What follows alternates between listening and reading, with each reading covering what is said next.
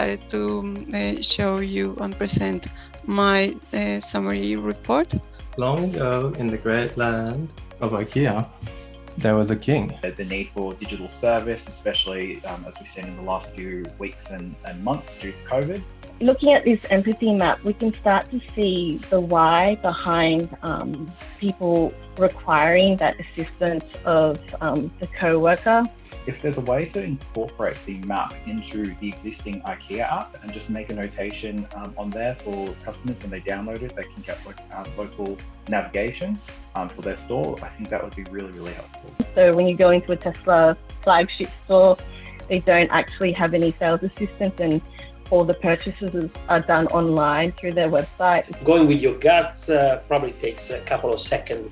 Going through a research and really understand data and create actionable insights from data takes much longer. So I appreciate the work you've done.